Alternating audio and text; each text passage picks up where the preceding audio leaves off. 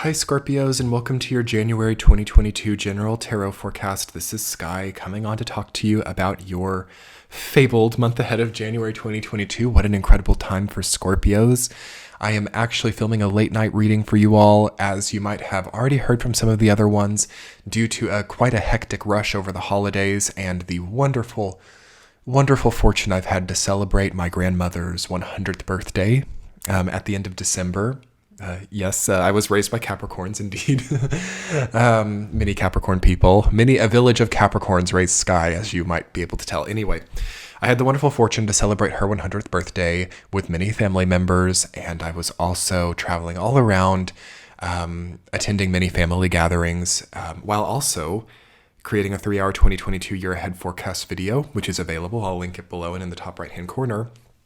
And contributing to my incredible Patreon page. Thank you so much if you support that over there. It keeps this channel running. But yes, I will link that below as well if you want to get the extended reading to this, any of the other extended readings, as well as T-chats every Saturday, only available over there. So as always, Scorpios, I will be doing an intuitive messages for you. I'll be doing a week-to-week tarot forecast and then your extended reading on Patreon. If you're new, hit that subscribe button and thumbs up and comment below, and those are wonderful free ways to support the channel. Okay, so us Scorpio people having a late night reading here on YouTube. What does January of 2022 mean for us? Okay, you probably in December, or like at the very end of December, or even beginning of January, you know what to do now. Like, you know what trajectory you need to get your life on. You know what sparked your sparkly feelings inside.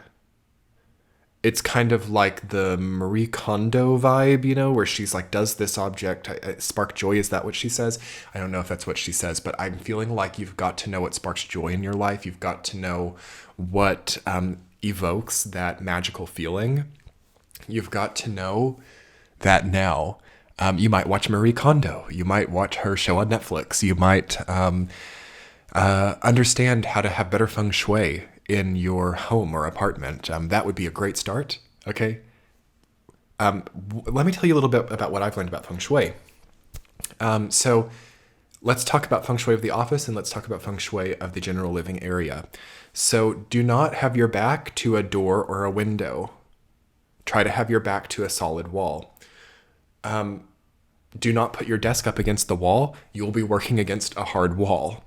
It will be like banging your head up against a brick wall. Those are two incredible places to start. As for the general living area,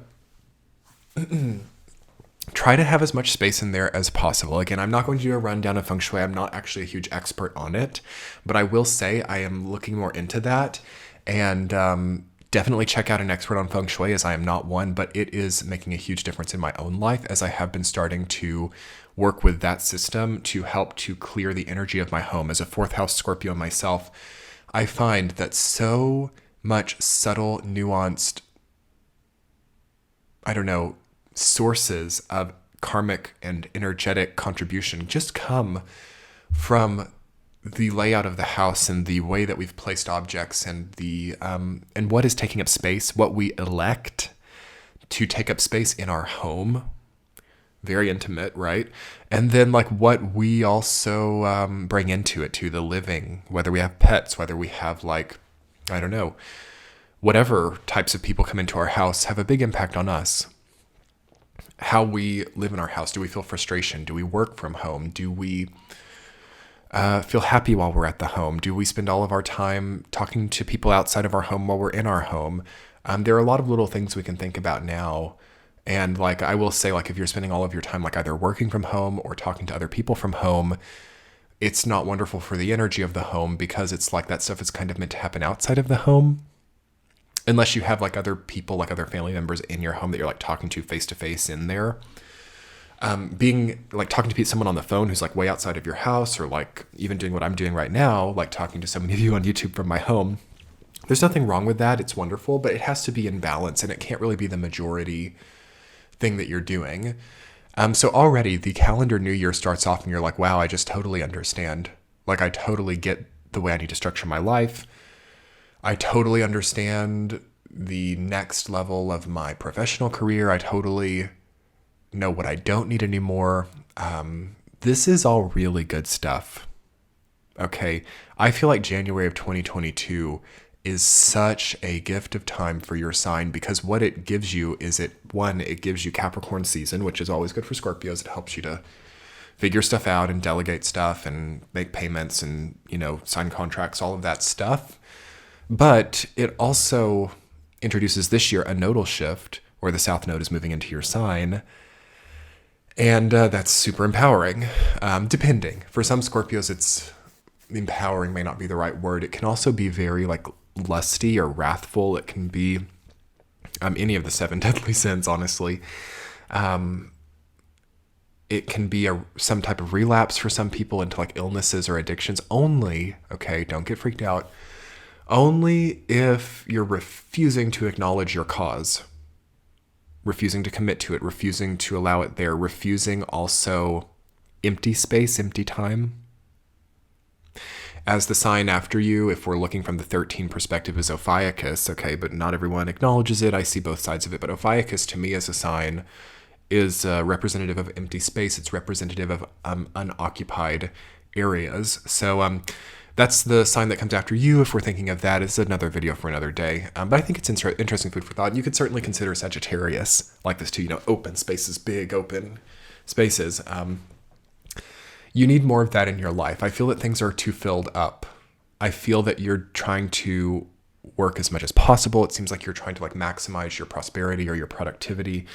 So there's an important focus placed upon scrapping some of that stuff. How do I choose? What of it describe? Well, what you don't like. Oh, it's that simple. Wow. Yes. And then you might be like, well, God, I wouldn't have anything to do then. Well, that's not good. If you're thinking wow, if I scrapped everything in my life I didn't like, I wouldn't have anything. We have a few problems, don't we? Whoa. Everything in my life I don't like. Not good. Yeah. You don't have to scrap it all at once. Some of it could do with reform. Some of it could do with rebranding. Some of it could do with, I don't know, just letting it be what it is. And I talked about something really interesting in Libra's reading, actually. And it was about being able to channel busy, growth-oriented energy, either through 10 of Wands or 7 of Pentacles. Which will it be? Do you want to have that 10 of Wands experience where you're having to carry so much stuff and be responsible for so much stuff and get so much stuff done all day, every day? Or do you want to maybe plant seeds and tend to them, but let them grow on their own? Again, for people who've planted gardens, you have a leg up with understanding how this works. But would you go to your garden and grow your corn bushes for them? Would you hold your hands over the corn and be I'm growing it? Or would you water it and let it grow itself? At a certain point in time, it's really nice when what we're growing has an autonomous growth. So automation will benefit you now. Hiring things out will benefit you now. Spending as much time as possible with free time will benefit you now. See where your psyche goes in that moment. Because I'm seeing Scorpio as kind of having this attitude, I need to fill my time. Idle hands are the devil's handiwork, that type of thing. And that saying is correct. However, we need to know one of the biggest advantages we can have with the node shifting from Gemini, Sag to Taurus, Scorpio is to know our proclivities, to know our vulnerabilities, to know also how quickly we can go into, downfall. Seeing that if we're not occupied, what it is that we tend to gravitate toward. That's a very powerful view into your psychic health. And furthermore, it's just vital data into thriving over this next year. What comes up when you have complete freedom. So I recommend, Scorpio, that you use this incredible control that you have over the levers of your life to generate as much as that empty space as possible. temporarily. It doesn't have to be forever, but you might not want to let it go either once it's here. But you need to see, for like the first time in a long time, where your natural rhythm, where your psyche and instinct and intuition pulls you. Because I'm feeling a lot of Scorpios feeling as if like, wow, I'm so now dialed in to the corporate sphere. I'm so now dialed in to productivity and like running a business, or like, having this job, or like being a mom, being a dad, that like it's all my life is. And I feel so unpsychic now. I just feel like I'm doing repetitive tasks and there's not really much to that, but I also like the simplicity of it. I'm living like a Virgo here. Like it's really great. It's not great. It's going to probably be like taken away from you during this time to some degree, so that you can get back to that scorpionic, like sort of underworld, etherscape, Farplane, whatever you like to call it. The Farplane is calling you. Ooh, that's deep stuff, Scorpio. Jupiter's in Pisces. The Farplane is calling you. And you got to pick up the phone, because that's going to kind of like guide you. I mean, Farplane might sound spooky to some people. Maybe this is just like God's wisdom or God's communication through you, or,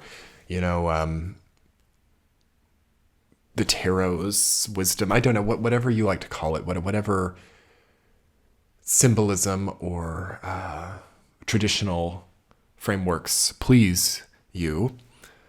That is a lot of your purpose at this time.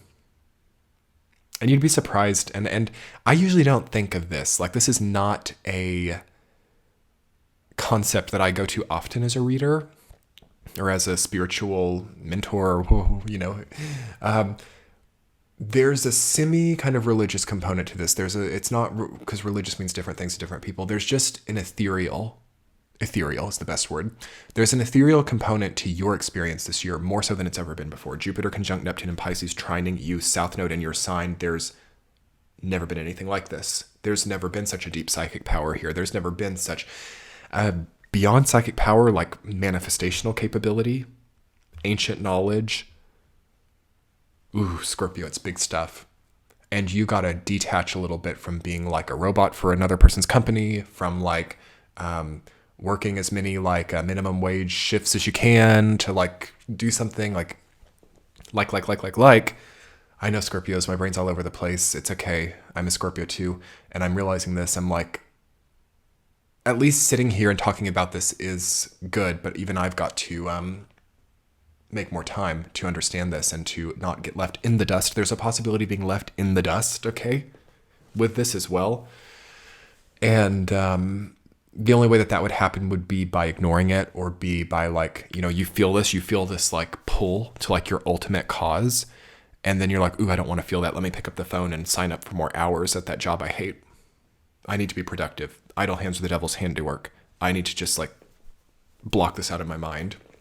That's the only way that there's not a plateau, but a downhill momentum trajectory for Scorpios.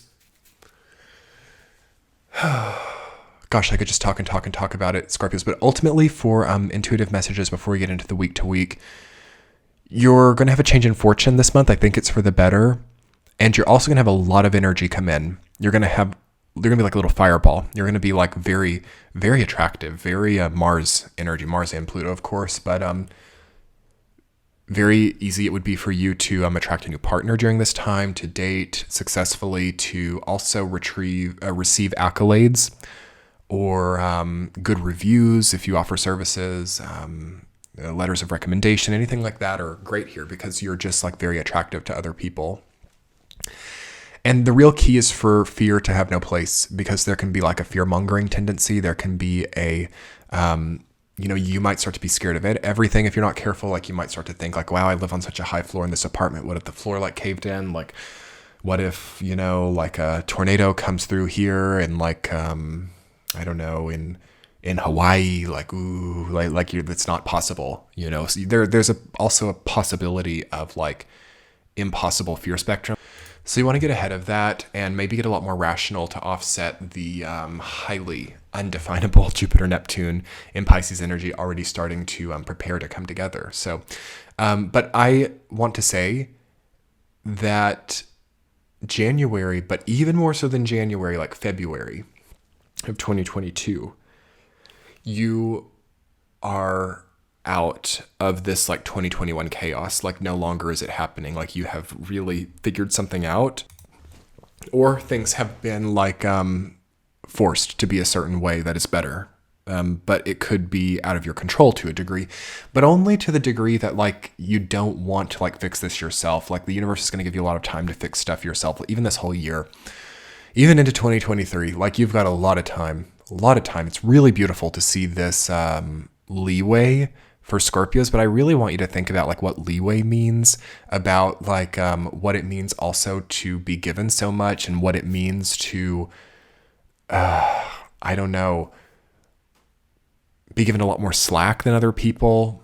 I know that this isn't what you've been used to for a lot of your life, but this is how it is now.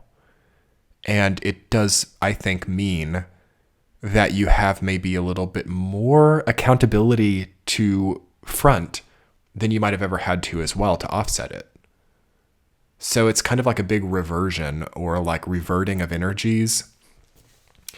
And it's the best thing that could possibly happen to a Scorpio. But there is going to have to be you're going to have to work with it too. This is not just like, the drunken person who refuses to change their ways being given, opportunity after opportunity by the universe. It's not like that. This is the drunken person accidentally like doing something crazy and not getting as many consequences as somebody else, but at the same time, the universe gives you like the chance to like actually change your life, and you got to like be right there at the front of the line to do that. I don't know what happens if people don't actually take these opportunities by the horns and like say thank God, thank you universe, thank you God, thank you whomever, and go straight through these portals. Okay. I'm not sure what happens otherwise, but one way or another, Scorpios, I'm just so happy to see for you that these chances are coming through. It's like South Node in your sign, right? It's like ancient energy coming up from the earth into your soul and like giving you this intelligence about the way the earth has functioned for so long and how you can navigate earth. So you're a better friend of gravity during this time. Wonderful dancing, wonderful understanding of Earth's energy. Take as much time with it as you can, okay? We'll be talking more about this throughout the year, but quickly through your week to week, we've spent so much time here. I know that the nodes are changing into your sign this month, and I'm just like having a blast talking about it. But I feel that every Scorpio has to just sit for a while with like a bigger dream or with a more ultimate cause, and also accept the opportunities the universe has given to them. But anyway, week number 1, Scorpio, you've got the Knight of Swords rooted down by the Knight of Wands. So it's like right out the gate, you have so much masculine energy coming out of you now. So you might really be able to, make forward progress in the first week of January relating to your cause, your purpose, and all of those lofty things, but also any logistical things that you need to get done. It seems like you might really be making up for lost time. During the first week, there's something very quick moving, something very fast about the energy that's coming in for you at that time. And it seems like you are maybe facing some kind of gauntlet or coming off of some type of gauntlet, some type of major challenge, some type of a really seemingly overwhelming thing might conclude and be replaced by another series of challenges. So definitely I would try to take more of an athlete's stance or an adventurer's stance on challenges instead of seeing them as bad things or signs of misfortune. It's important to start to maybe have a bit of reform in your own experience of like what a challenge means, what it means for things not to be perfect. Maybe this is more of an opportunity to develop your own character rather than a like a sign of bad karma or sign of just like unnecessary difficulty. So it's really wonderful if you can just enjoy this cleanup process, if you can enjoy this polishing process, or anything that sees you finishing some type of integrity-based experience in your life. So week number 2, you have the 2 of Swords rooted down by the 8 of Wands. So you have rewards for strong boundaries. You have rewards for being able to perhaps block out certain negative presences in your life. You definitely see the state of your boundaries in the second week of January. So you might want to check those out. You might want to see any encroachments on your boundaries. And also anything that feels like a reward or an abundance or a windfall. Pay really close attention to where it's coming from and how it came about, because you might like to remember or create some type of formula out of the series of abundance in your life. The second week is just really wonderful for understanding all of the different limitations you've had to face as well. The 2 of Swords can be about limitations. And I suppose with the 8 of Wands, about being about rewards, about abundance. It shows that, I suppose, adherence to certain limitations or adherence to certain standards has brought rewards now. Week number 3, this is the week that the nodes are really getting set in your sign. And I mean, look at how benevolent that looks. Wheel of Fortune rooted down by the 3 of Cups. A new social experience, a new set of friends, a new professional network, a new network of some type is opening up to you. This is a wonderful time to take an exam or a wonderful time to prepare for some type of exam, some type of test. It's a wonderful time also to know that you are about to conclude or you are about to enter the final phase of a very long-running series of challenges. It's kind of like Hunger Games vibes, honestly, in this entire reading.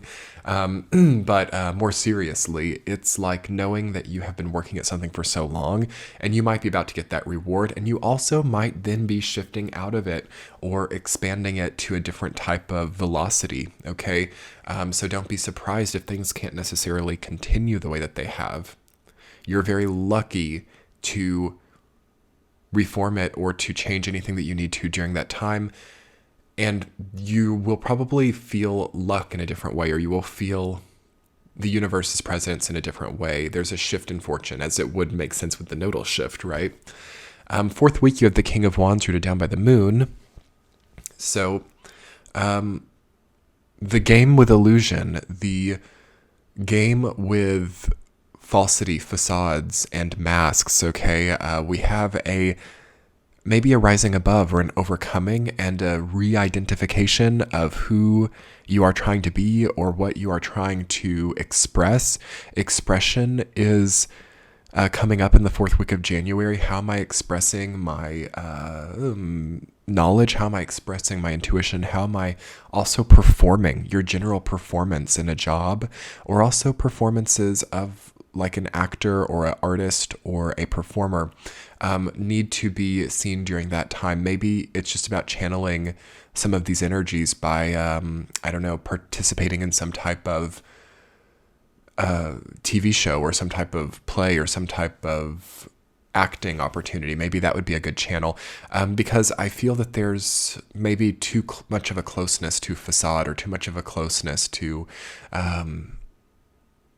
hiding apparatus. So things which hide you, things, shells, walls, anything that, again, 2 of Swords as well, anything that is hiding you from view, eclipsing you, that is something that you might need to overcome in the 4th week, or prepare to overcome. The King of Wands does not like to be eclipsed. The King of Wands is the star of the show. The King of Wands is the highest ranking in the fire court. So it's like it doesn't want to be hidden. It doesn't want to be secluded. So that Scorpio nature to hide itself or to seclude itself or to be eclipsed is perhaps not where it's at right now. So it's just food for thought in the 4th week. Also, watch out for romanticizing things or having too much of a flirtation with depth or the way things used to be. Things are changing. Okay, let's talk more about these changes in your extended reading, Scorpio. I'll talk a little bit more about health and relationships for you as well in it. And we will talk about, adjusting a bit more to this nodal shift. Come check it out. I will link it below and in the center of your screen. Have a wonderful month. Thank you so much for your subscriptions, likes, and comments. Check the description box below for any other relevant links. And have a wonderful January. Much love, Scorpios. Bye.